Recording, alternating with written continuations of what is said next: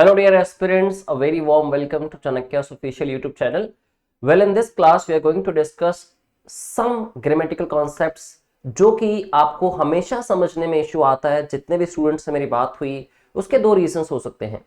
Either जो आप teacher से अब तक पढ़े हैं या फिर आप पढ़ रहे हैं, किसी को फॉलो करते हैं आप यूट्यूब के ऊपर या ऑफलाइन क्लासेस में, या तो वो रीजन हो सकता है that they are unable to make you 100% understand, या फिर ऐसा हो सकता है कि बुक्स में से अगर स्टडी करना आप स्टार्ट करते हैं तो बुक्स की कई बार कॉम्प्लिकेटेड लैंग्वेज की वजह से वो चीजें क्लियरली समझ नहीं आती और वो रूल्स बन के रह जाते हैं इंग्लिश ग्रामर के।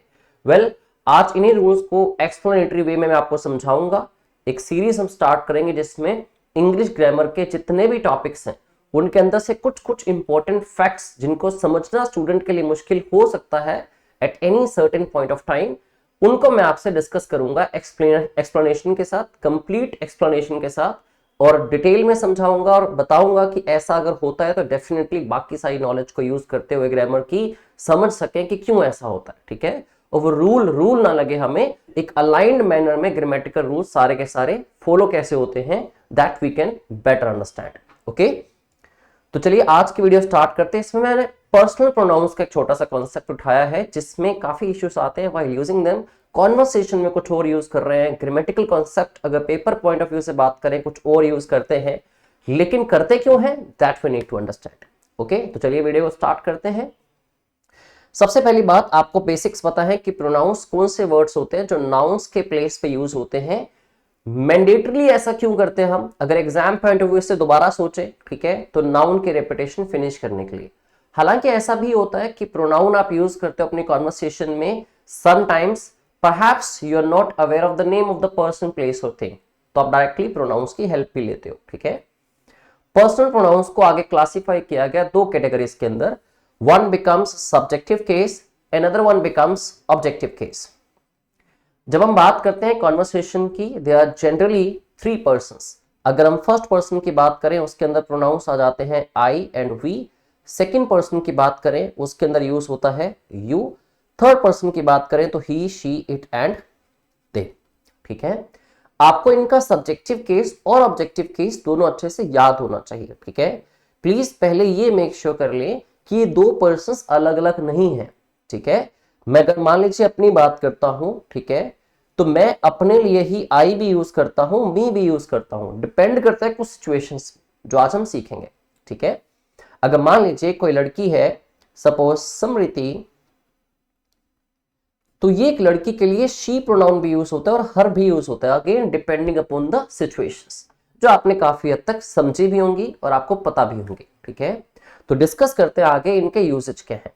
सबसे पहले सबसे दो बेसिक यूजेज सब्जेक्टिव केस और ऑब्जेक्टिव केस के अगर डिफरेंस को समझना हो तो दोस्तों होता क्या है कि जो सब्जेक्टिव केस ऑफ प्रोनाउंस होता है उसको हम यूज करते हैं वर्ब से पहले सब्जेक्ट की जगह पे।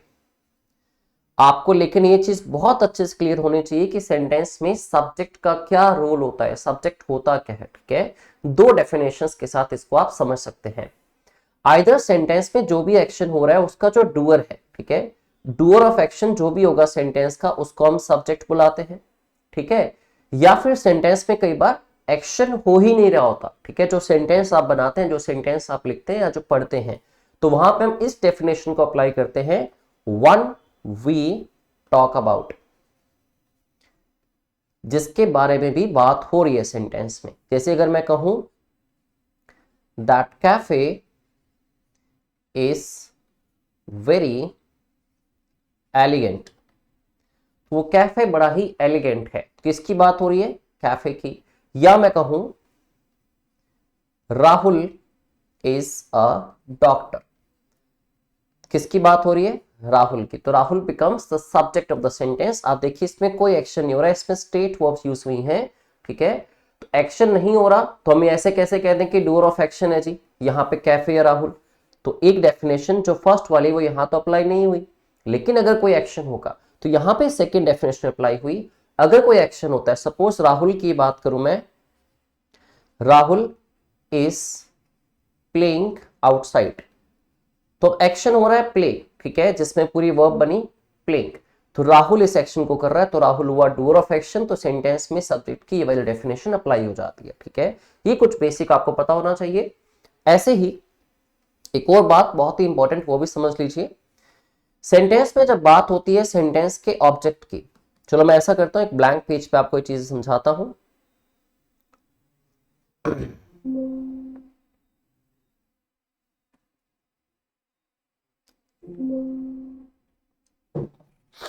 यस ना, तो एक ब्लैंक पेज पे इस चीज को समझते हैं कि अब सेंटेंस में जो ऑब्जेक्ट है वो ऑब्जेक्ट क्या होता है। ठीक है, ऑब्जेक्ट को समझते हैं।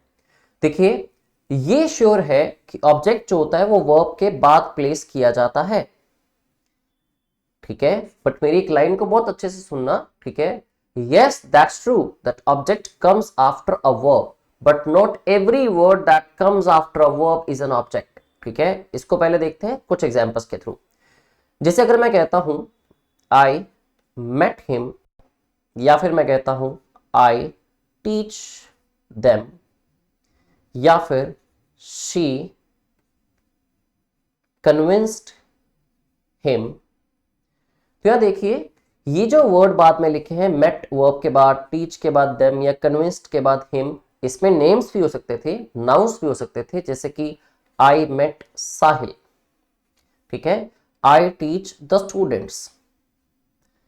तो बच्चों पहले समझेंगे अगर ऑब्जेक्ट होता क्या है। ऑब्जेक्ट होता है जो पर्सन सब्जेक्ट के किए हुए एक्शन को रिसीव करता है। ठीक है, जिसको हम लेंदी अगर डेफिनेशन से देखते हैं तो क्या होता है, द पर्सन और प्लेस और एनिमल और bird that is being affected by subject action, जो सब्जेक्ट के एक्शन से अफेक्ट होता है। इन शॉर्ट ऑब्जेक्ट क्या है, रिसीवर ऑफ एक्शन है। ठीक है, एक्शन का रिसीवर, और सब्जेक्ट क्या था, डूअर ऑफ एक्शन था। ठीक है, तो यहाँ पे स्टूडेंट्स या देम, हिम या साहिल, ये सब क्या बन रहे हैं, सेंटेंसेस के ऑब्जेक्ट्स बन रहे हैं। ठीक है, अब मैं कह रहा था कि yes an object comes after the verb, but not every word that comes after the verb is an object. ठीक है, कैसे, अगर मैं कहता हूं शी इज सिंगिंग ग्रेसफुली, तो यहां पे शी सिंगिंग तो वर्ब थी, लेकिन ग्रेसफुली तो रिसीवर ऑफ ऑब्जेक्ट नहीं है, सॉरी रिसीवर ऑफ एक्शन नहीं है। ठीक है, वैसे भी नाउन या प्रोनाउन या फिर एडजेक्टिव के साथ द लगाओ तो वो ऑब्जेक्ट्स बन सकते हैं। एडवर्ब्स तो कभी ऑब्जेक्ट बनती नहीं है, ना ही एडवर्ब्स कभी सेंटेंस का सब्जेक्ट बन सकती हैं। तो ये बेसिकली एक एडवर्ब है और एक्शन का रिसीवर नहीं है, कोई पर्सन नहीं है, कोई एनिमल बर्ड नहीं है, इसलिए ऑब्जेक्ट तो नहीं है। ऑल्दो ये वर्ब के जस्ट बाद आया था, but on the other hand अगर मैं ये कहता she is singing a song, तो सिंगिंग वर्ब के बाद अ सॉन्ग जो नाउन मैंने लिखा तो वो सेंटेंस का ऑब्जेक्ट होगा। ठीक है, कुछ और एग्जांपल से समझें। अगर आई वर्क, तो आई सेंटेंस का सब्जेक्ट हुआ, वर्क क्या है, सेंटेंस की वर्ब है जो कि इनट्रांजिटिव भी है, इनट्रांजिटिव जिसको ऑब्जेक्ट नहीं चाहिए। ठीक है, अगर मैं कहता हूं आई वर्क डिलीजेंटली, तो ये डिलीजेंटली एडवर्ब है। ठीक है, या मैं कहता हूं I work here, I work fast, I work slowly, I work effectively, I work efficiently, कोई भी वर्ड मैं जो वर्ब के बाद लगा रहा हूं ये सिर्फ बता रहे हैं how I do the action. ठीक है, ये सारी एडवर्ब्स हैं, they are not the objects of the sentences. तो सब्जेक्ट ऑब्जेक्ट के बारे में ये डेफिनेटली आपको पता होना चाहिए। ठीक है, सबसे पहले अब इसी पे बेस्ड है, मैं आपसे कहना चाहूंगा कि इस वीडियो को लास्ट तक देखिए। जो कॉन्सेप्ट आज तक आपने सिर्फ बुक्स के अंदर एज अ रूल सुने हैं या किसी भी टीचर से आपने सुना कि ये ऐसा होता है जी, बट क्यों होता है, डिटेल में आज मैं इस वीडियो में आपको समझाने वाला हूं। ठीक है, तो वीडियो 5 मिनट की ओर चलेगी, 7 मिनट की हो सकती है, बट काफी यूजफुल होगी, आप उसको प्लीज ध्यान से समझिएगा। ठीक है, नाउ तो यहां लिखा है basic, subjective case of personal pronouns is used before a verb, क्योंकि सब्जेक्ट की जगह पे आएंगे। ऑब्जेक्टिव केस यूज कहां पे होगा, आफ्टर अ वर्ब, ऑब्जेक्ट की जगह पे। ठीक है, सेंटेंस की हेल्प से समझते हैं। शी कन्विंस्ड हिम, तो ये एक्शन वर्ब थी, तो शी कन्विंस्ड हिम। ठीक है, ऑब्जेक्ट वैसे भी आप याद रखो, ऑब्जेक्ट रिसीवर ऑफ एक्शन है, और एक्शन होगा तो उसको रिसीव करेगा ना वो, अगर एक्शन नहीं होगा तो ऑब्जेक्ट भी क्यों आएगा। ठीक है, तो शी सब्जेक्ट हुआ, हमने यहाँ पे सब्जेक्टिव केस यूज किया। ही पर्सन जो था, मेल पर्सन, वो ऑब्जेक्ट था, इसलिए हमने हिम यूज किया। अगर मैं स्वैप करता हूं दोनों को, तो यहां पे इसकी जगह बन जाएगा ही, और कन्विंस्ड के बाद शी के लिए बन जाएगा हर। तो सब्जेक्टिव ऑब्जेक्टिव केस उल्टे हो गए, क्योंकि सब्जेक्ट की जगह पे सब्जेक्टिव केस ऑब्जेक्ट की जगह पे ऑब्जेक्टिव केस। दे विलीफाइड अस, तो उन्होंने हमें विलीफाई किया मतलब डिग्रेड किया या डिफेम किया, ये सब्जेक्ट है तो सब्जेक्टिव केस, ये ऑब्जेक्ट है तो ऑब्जेक्टिव केस। उल्टा होगा तो वी विलीफाइड देम। सिंपल है। My friends and I R going for a picnic this weekend, हम अक्सर बोल देते हैं ना मी एंड माई फ्रेंड, ठीक है। फिर हम कोई एक्शन बताते हैं, जब आप वर्ब यहां पे लगा रहे हो बच्चे, वर्ब यहां पे है तो वर्ब से पहले तो सारा सब्जेक्ट होगा ना, और सब्जेक्ट की जगह पे तो सब्जेक्टिव केस ऑफ प्रोनाउन आता है, ठीक है। इसलिए मैंने यहाँ पे आई लिखा हुआ है। ये तो बहुत इजी कॉन्सेप्ट है, कॉम्प्लिकेटेड जो कॉन्सेप्ट है उस पर हम आएंगे, ठीक है। बेस स्ट्रॉन्ग कर लीजिए अपना। He and his colleagues celebrated the New Year's Eve, तो यहां पे भी ही हुआ, हिम नहीं हो सकता, कभी आपने यूज भी नहीं किया होगा, तो फिर आई की जगह मी क्यों करते हो? Please don't do it. अगर आप सेंटेंस की बिगिनिंग में लगा रहे हो, ठीक है, तो आई और मी में से आप आई को चूज कीजिए, क्योंकि आई सब्जेक्टिव केस ऑफ प्रोनाउन है और सेंटेंस में वर्ब से पहले सब्जेक्ट्स आते हैं, ठीक है। थोड़ा आगे बढ़ते हैं। अब ऐसा नहीं है कि सिर्फ वर्ब से पहले सब्जेक्ट है तो सब्जेक्टिव केस, वर्ब के बाद ऑब्जेक्टिव केस है तो objective case. Objective case of जो प्रोनाउन होता है ना, वो एक और वर्ड होता है जिसके बाद यूज किया जाता है, ठीक है। वो वर्ड क्या होता है? प्रेपोजिशन। आपके सेंटेंस में वर्ब कहीं भी पड़ी हो, बट अगर आपने एक पर्सनल प्रोनाउन को यूज करना है, ठीक है, एक प्रेपोजिशन के जस्ट बाद, तो आप ऑब्जेक्टिव केस को प्रेफरेंस देंगे, आप ऑब्जेक्टिव केस को यूज करेंगे, ठीक है। जैसे कि अकॉर्डिंग टू शी नहीं होगा, अकॉर्डिंग टू हर। देखिए हालांकि यहां पे वर्ब तो नहीं आई थी, बट अकॉर्डिंग टू क्या है? प्रेपोजिशन है। तो प्रेपोजिशन के जस्ट बाद जब मुझे अगर पर्सनल प्रोनाउन यूज करना है, तो that has to be of objective case, ठीक है। Between Swati and him, Swati is intelligent, ठीक है, उन दोनों में स्वाति इंटेलिजेंट है।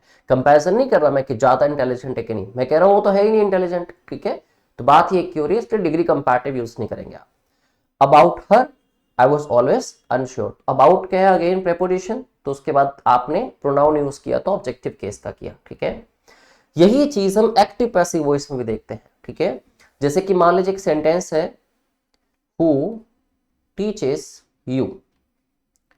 अब इसके आपको सिखाए जाते हैं कि दो पैसिव वॉइस बनते हैं। पहला तो होता है अगर by whom are you taught, और दूसरा बनता है who are you taught by. अब बच्चे ये समझो आप कि who जो होता है वो सब्जेक्टिव केस होता है, राइट, और जो उसका whom बनता है वो होता है ऑब्जेक्टिव केस। अब इंटरगेटिव प्रोनाउंस रहते भी सेंटेंस की बिगिनिंग में, ठीक है, चाहे वो एक्टिव वॉइस हो चाहे पैसिव वॉइस हो, यहां भी बिगिनिंग में है तो बाद में बिगिनिंग में ही रहेंगे पैसिव वॉइस में। अब यहां हमने हु बिल्कुल ठीक लिखा, बट यहां पे हम होम क्यों लिखते हैं? तो अब इस चीज को आप रिलेट कर सकते हो कि ऑब्जेक्टिव केस के आने का रीजन वर्ब थोड़ी थी, जबकि ये तो सब्जेक्ट की प्लेस पे था, लेकिन जो साथ में प्रेपोजिशन बाय लगी है ना, तो प्रेपोजिशन के बाद आने वाला प्रोनाउन ऑब्जेक्टिव केस में कन्वर्ट हो गया, ठीक है। जैसे ही आपने यहां से बाय को हटा के लास्ट में लेके गए तो वापस हु बन गया, वापस अपने सब्जेक्टिव केस में आ गया, ठीक है। ऐसे ही और एग्जांपल लूं मैं, to whom were you talking, कि तुम किससे बात कर रहे थे, ठीक है। बट इसको लिखने का दूसरा तरीका क्या है? Who were you talking to. अब देखिए बिगिनिंग में तो था, पहले भी अब भी था सब्जेक्ट की जगह पे, बट पहले हु का होम हुआ क्योंकि साथ में प्रेपोजिशन टू लग गई थी। जैसे टू को रिमूव किया वापस अपने सब्जेक्टिव केस हु में आ गया, इसलिए पैसिव वॉइस में ऐसा होता है, ठीक है। ये प्रोनाउन का ये कंसेप्ट है जो कि बहुत इंपॉर्टेंट है।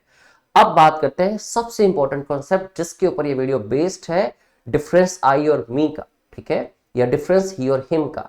तो दोस्तों इस कंसेप्ट में काफी स्टूडेंट्स उलझते हैं और काफी बार उनको इसकी एग्जैक्ट डेफिनेशन नहीं पता लग पाती। मैंने बुकिश लैंग्वेज में पहले लिखा है और मैं आपको डिटेल में एक्सप्लेन करके बताऊंगा कि ऐसा होता क्यों है, ठीक है। ये वो लैंग्वेज है जिस लैंग्वेज में आपको बुक्स पढ़ाती हैं या ज्यादातर टीचर्स पढ़ाते हैं। नाउ लिखा जाता है कि जो टू बी वर्ब होती है, ठीक है, is followed by subjective case when the complement, जो बाद में आया जिसकी बात हुई, इज अ पर्सनल प्रोनाउन, ठीक है। अगर तो नाउन आया फिर तो दिक्कत ही नहीं, ठीक है, लेकिन अगर पर्सनल प्रोनाउन, क्योंकि ये दो टाइप्स के होते हैं, जैसे कि आई भी है तो मी भी है, ठीक है, ही है तो हिम भी है। तो बात करते हैं इस मुद्दे पे, ठीक है। सबसे पहले सेंटेंसेस देख लो, एरर स्पॉट कैसे करते हैं वो देख लो, जो आपने अब तक हमेशा पढ़ा है। Thereafter I will explain this concept in detail. Now what happens is, paper में जब क्वेश्चंस आते हैं, टेस्ट में जब क्वेश्चंस आते हैं, या बुक के अंदर सेंटेंसेस आपको कुछ इस तरह से पढ़ाए जाते हैं, दैट इट इज मी की जगह होगा it is I who help you overcome your problems. तो ये मैं हूं जिसने तुम्हारी हेल्प करी, ठीक है। इट इज आइदर हिम की जगह आइदर ही, और हर की जगह पे she who disclose the secret, ठीक है।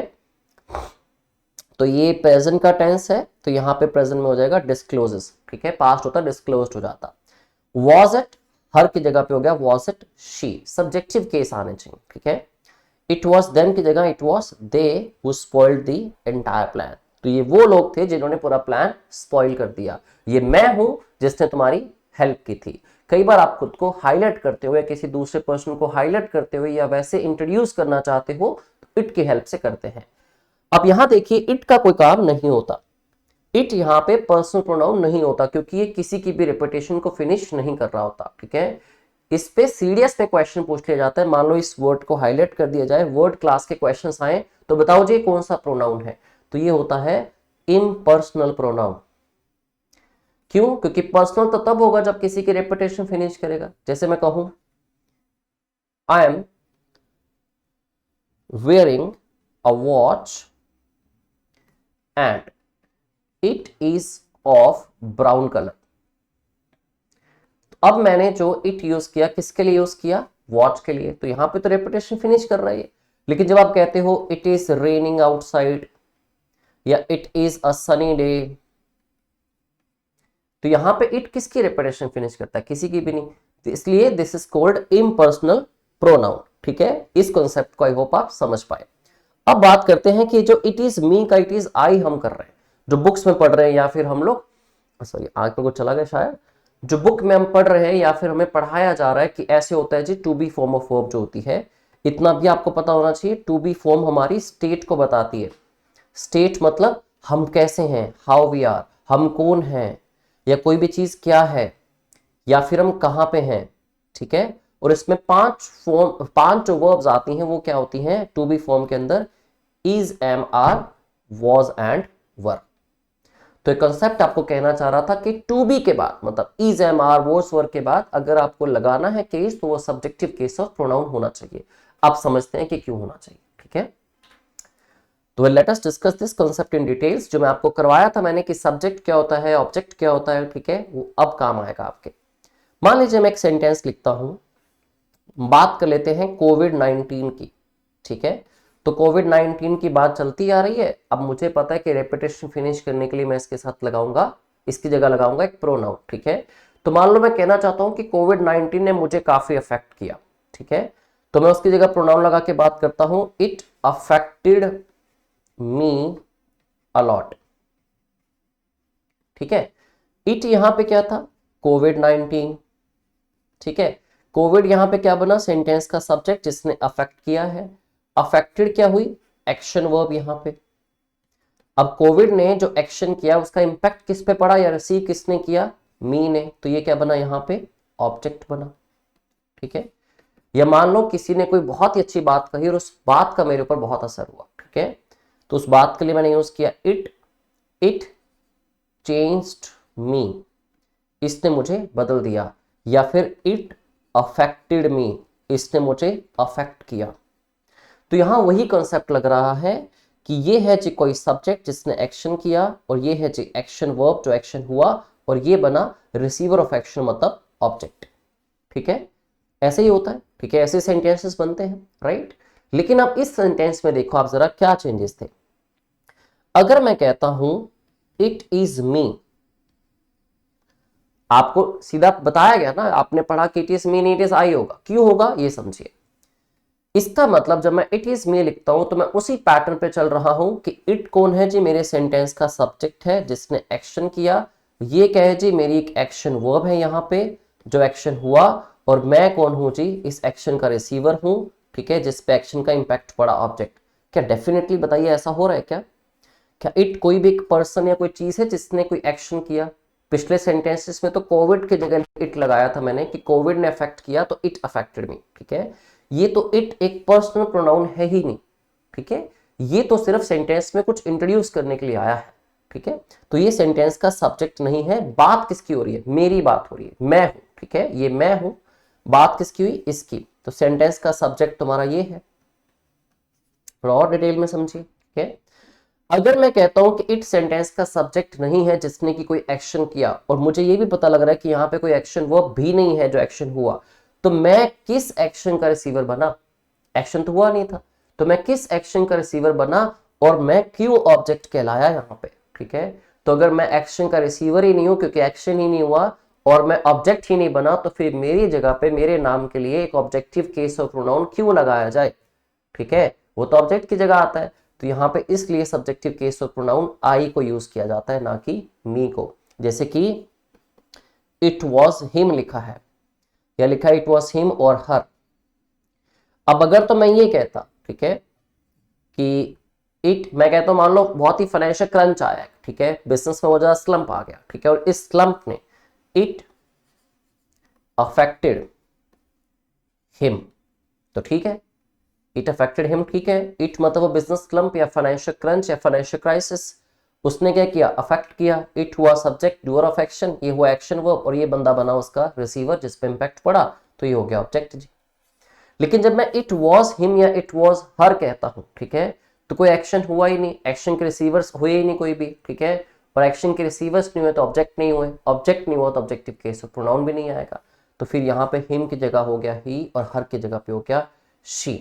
अगर आपको ये वीडियो में इन कॉन्सेप्ट्स की क्लैरिटी मिली है और आपको लगता है कि ये चीजें बहुत बेनिफिशियल आपके लिए रही, इसी तरह डिटेल में आप और भी कॉन्सेप्ट सीखना चाहते हैं, तो मुझे कमेंट बॉक्स में बताइए इस वीडियो को देखने के बाद, ताकि मुझे और मोटिवेशन मिले और मैं आपके लिए डिफरेंट पार्ट्स ऑफ स्पीच के ऐसे ही कुछ कॉन्सेप्ट्स जिनको समझने में प्रॉब्लम होती है या फिर जिन वर्ड्स को आप यूज ही नहीं कर पाते करेक्टली, जिस वजह से या तो स्पोर्टिंग एरर्स गलत होती हैं आपकी, या इन कॉन्सेप्ट की क्लैरिटी ना होने की वजह से फिल इन द ब्लैंक्स जैसी चीजों में भी आपको प्रॉब्लम्स क्रिएट होती हैं, आपके लिए प्रॉब्लम सफर करनी पड़ती हैं आपको, ठीक है। तो मुझे बताइएगा, and thank you very much. I will get back to you with one more video on some of the concepts of English grammar. Thank you, have a good day.